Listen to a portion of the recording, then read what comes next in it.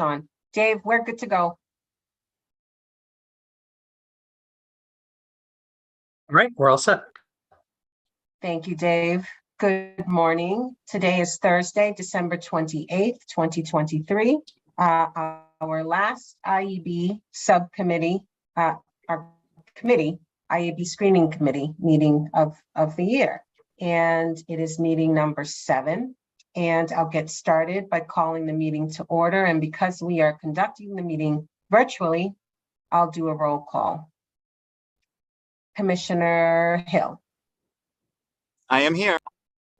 Good morning, Dave Muldrew. Hi.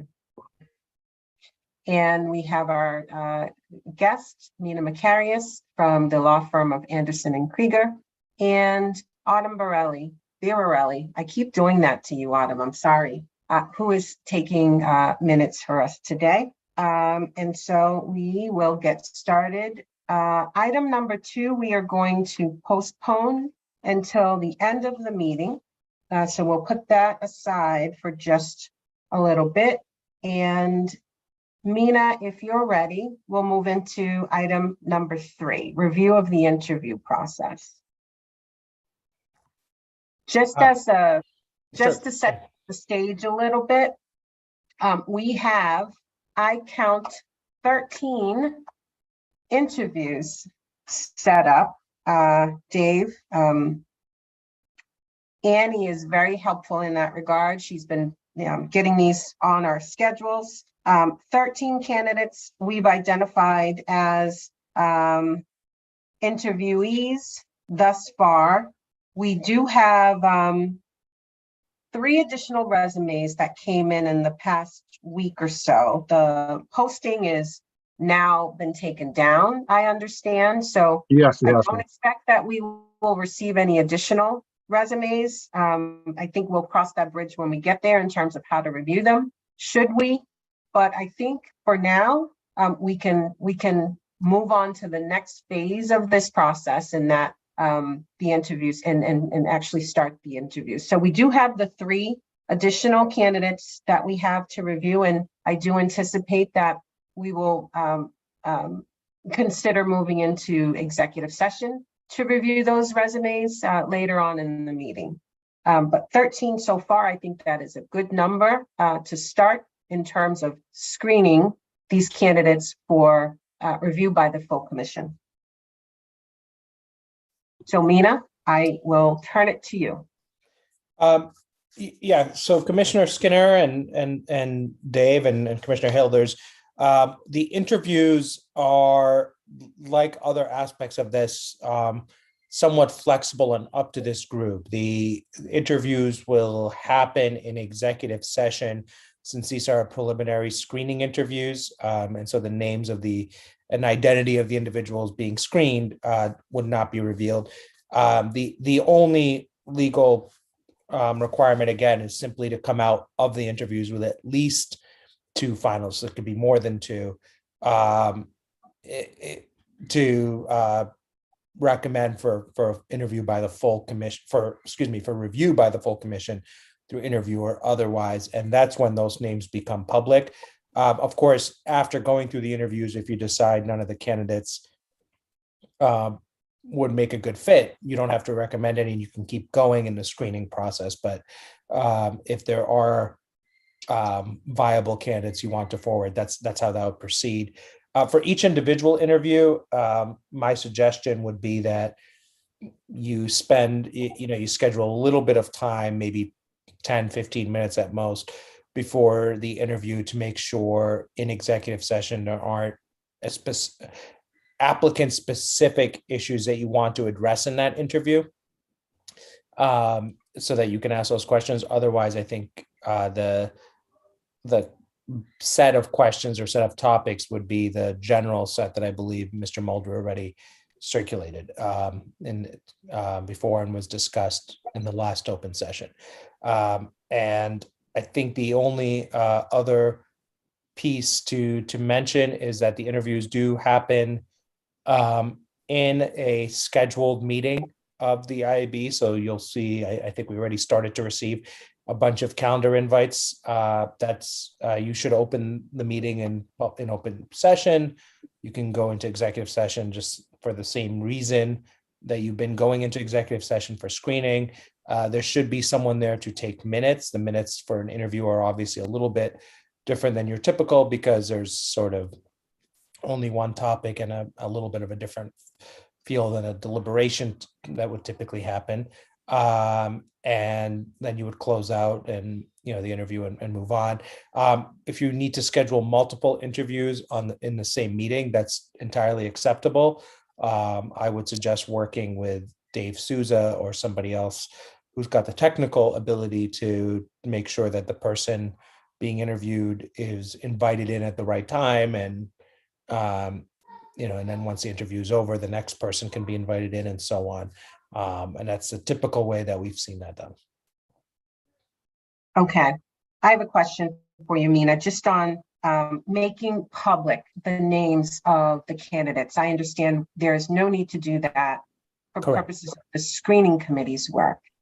However, we have chosen to review preliminarily all of the applicants blindly, anonymously. And so as it stands right now, the committee doesn't even have the names of those candidates. At what point between now and the start of interviews on Tuesday will we be able to obtain the names, or an unredacted copy of the resumes? So that's entirely up to you. If you recall, that part of the process was a decision that this subcommittee made. It's not something you had to do. You don't have to reveal the names, and that's more for the protection of the identity of the people being interviewed. That's part of the reason under the open meeting law.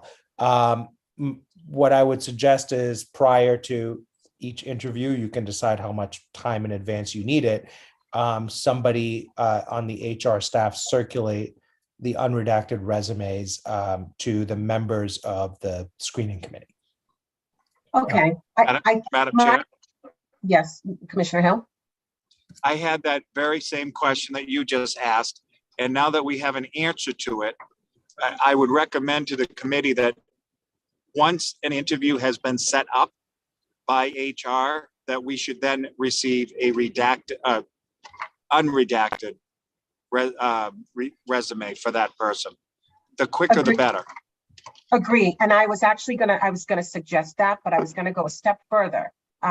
We've identified the candidates, but for the 3 that we will be reviewing, hopefully in executive session later today, that we would like to move forward with interviews. And I think that those 13 candidates, I think that we can have HR through Annie circulate all 13 of those unredacted resumes to the committee. In other words, I don't see a reason why we couldn't get those now. The HR division, again through Agreed. Annie, is in the process of scheduling those. So I would request, and I've been in touch with Annie directly, and so I can make this request of her, that she just send us the unredacted copies of those resumes at some point this week before, prior to Tuesday's, the beginning of Tuesday's interviews. Chief Muldrew, are you okay with that? I have no problem, Madam Chair. Okay. Mina, do we need Interviews to will make a happen- motion for that?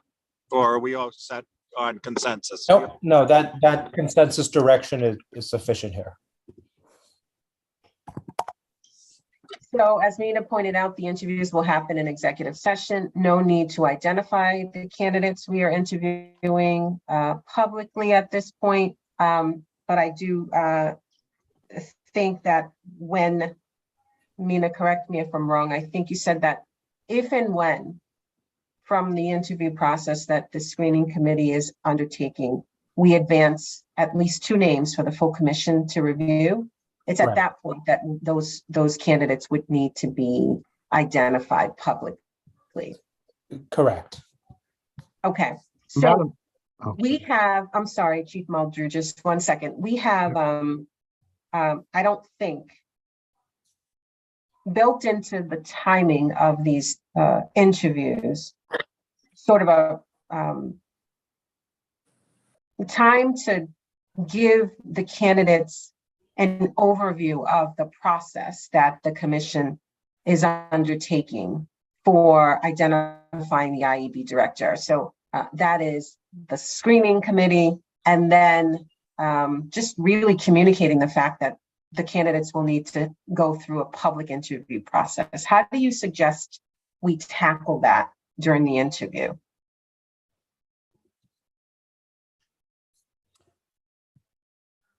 In terms of just in yeah. terms of setting the stage and explaining to the candidate how this process will work, and really just informing them that this is going to be a public process, and engaging their interest in, continuing on with that process, or even beginning that process through these interviews. I think that can be shared during the interview itself, including as a question. If you're selected, I think a lot of interviews will end with a sort of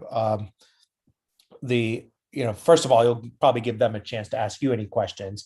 But the way I've often seen interviews conclude, and Mr. Mulder might have some additional, will have more experience than any of us with it, would be to sort of explain the next steps. And I think that's a good time to explain, just so it's clear, whether you do that at the beginning or at the end, that it's clear, because the commission is a public body under Massachusetts law. If the person's advanced as a finalist, their name would be made public. And to the extent the commission decides to hold interviews next, which is likely will and should, that the interviews themselves will be in a public meeting. And you can ask for the level of comfort with that, or any reaction to that. Okay. It may actually, just as a sort of helpful point too, depending on the candidate, it may cause them to not only answer about their comfort with it, but may cause them to share some of their experience in dealing with public processes and public meetings. So, for instance, they may point out that they've had to speak at public meetings quite often, and they're used to it, et cetera. So, okay, I'll give you some more information. Chief Muldrew, sorry to cut you off, Mina. Sorry. Okay.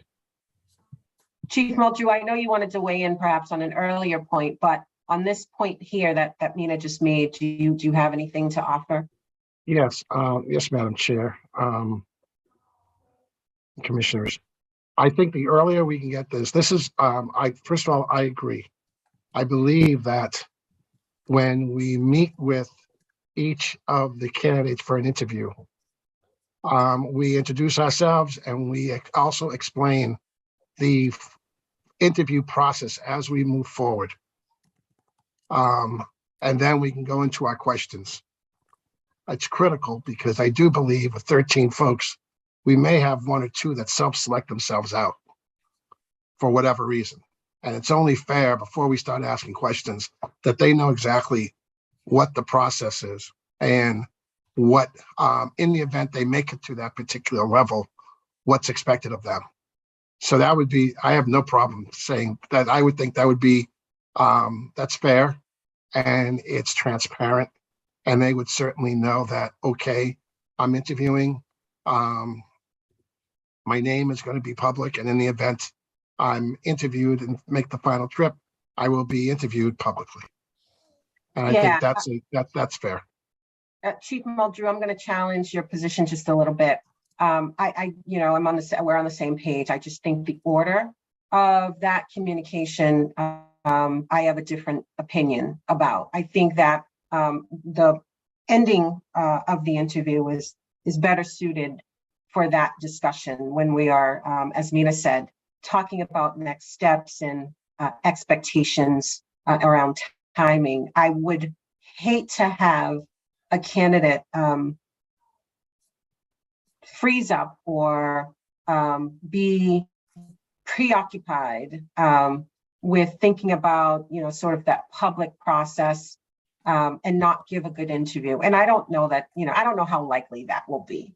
but I would prefer that the focus at the initial part of the interview be on the candidate themselves and eliciting, whatever information they have to offer us in response to our questions, without bogging the interview down or sort of setting the tone or starting off with process right from the beginning, because I think that may detract from the performance of the candidate. I want to just be mindful of that. Commissioner Hill?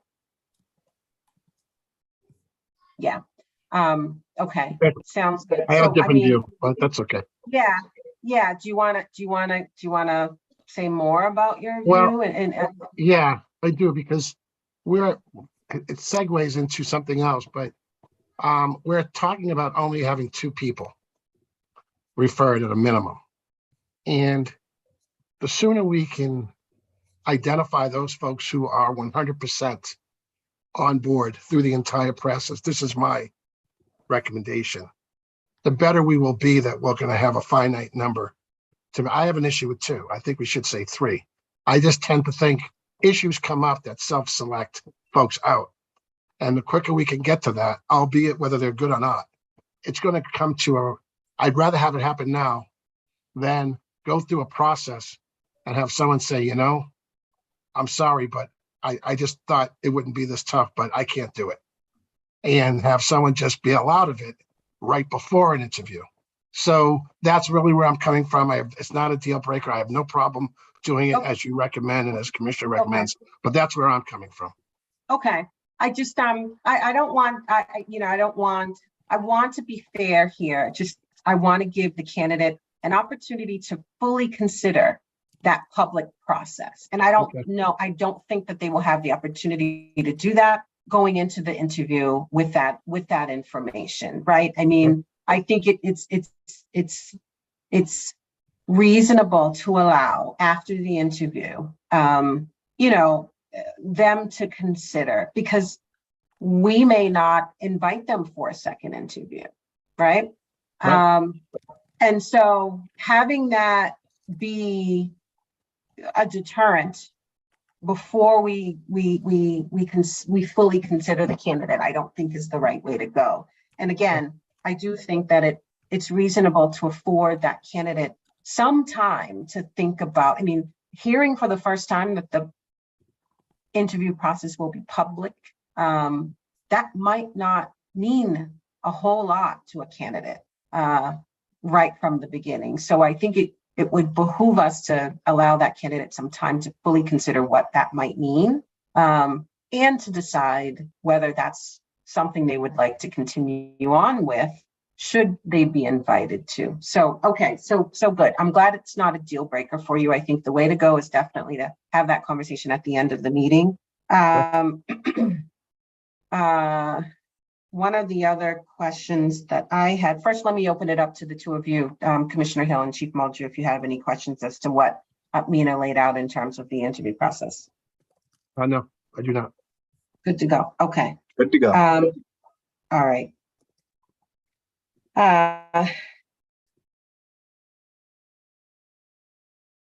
Okay, so we'll build in, I think we have built in the 15 minutes before and actually 15 minutes after the interview to have discussion about the candidate, any candidate specific inquiries that we might want to make beyond those core questions that have been developed by HR before.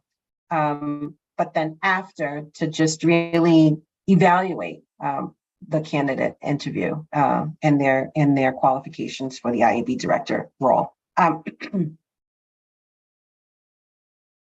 think Autumn, I hope that you are looped into the interview schedule. If not, I will ensure that you are, and if there are any conflicts, just please let us know right away so that we can arrange for substitute coverage for minute taking purposes.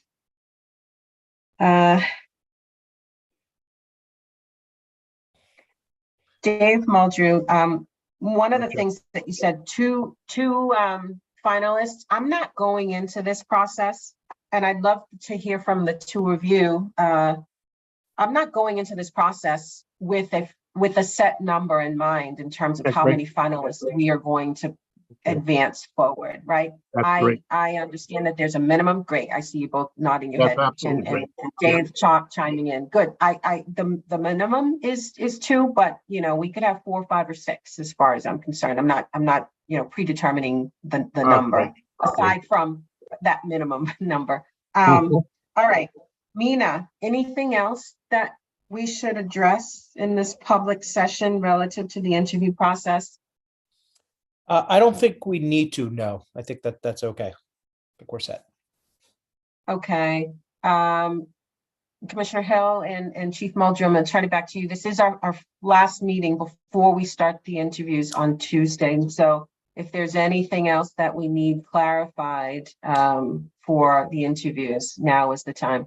Commissioner Skinner, let me actually just ask one personal question, was just confirming that the plan has not changed, that you don't expect to have counsel in the interview.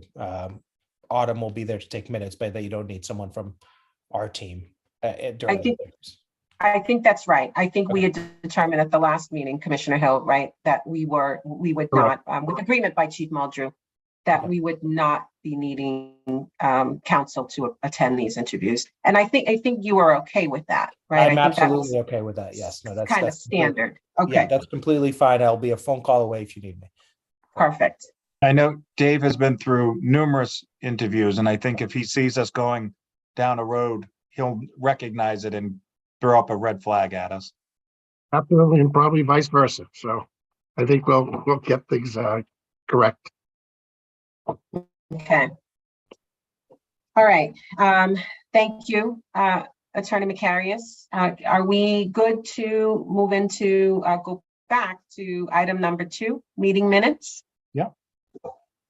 Yeah. All right, we have meeting minutes from December 20th, 2023. Thank you, Autumn. Do I have a motion? Madam Chair, I move that the committee for the hiring of the Director of the Investigation and Enforcement Bureau approve the meeting minutes from the December 20th, 2023 meeting that are included in our packet, subject to any necessary corrections for typographical errors or other non-material matters. Second the motion. Thank you. Okay, I'll take a roll call vote. Commissioner Hill, Aye. Chief Muldrew, Aye. and I am also an aye. Thank you. That covers the December 20th meeting minutes of the IAB Director Screening Committee.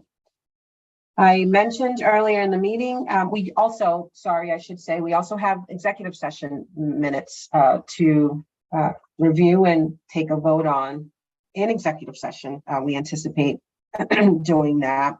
I also mentioned the need for an executive session to review the 3 resumes that we received the last week for the IAB director position. And so I will read into the record the first of 2 declarations relative to executive session. The committee anticipates that it will meet in executive session in accordance with General Law, Chapter 30A, Section 21A8, in conjunction with the initial screening process to consider specific applicants for Director of the Investigations and Enforcement Bureau. As the chair has declared, and I do, that an open meeting will have a detrimental effect on obtaining qualified applicants for the position. The committee does not anticipate returning to the public session at the conclusion of the executive session. Do I have a motion? Madam Chair, I move that we move into executive sessions for the reasons stated by the chair, and that we would not come back into a public session for the reasons stated by the chair. Second the motion. Thank you. I'll do a roll call vote. Commissioner Hill, Aye. Chief Muldrew, Aye. and I'm also an aye. That was item 4A on our agenda. 4B deals with the December 20th executive session meeting minutes, and I'll read this statement into the record, this declaration. The committee anticipates that it will meet in executive session in accordance with General Laws, Chapter 30A, Section 21A7, to review minutes from previous executive sessions, as their discussion at an open meeting may frustrate the intended purpose for which the executive sessions were convened. The committee does not anticipate reconvening in public session at the conclusion of the executive session. Do I have a motion? Madam Chair, I move that we go into executive sessions for the reasons stated by the chair and that we will not come back into a public session. Second the motion. Thank you. Commissioner Hill, Aye. Chief Muldrew, Aye. and I am also an aye. Any other business that we have to take care of today before we conclude this public session? No? Okay. Thank you, everyone. And just once again, this committee does not intend to return to the public session at the conclusion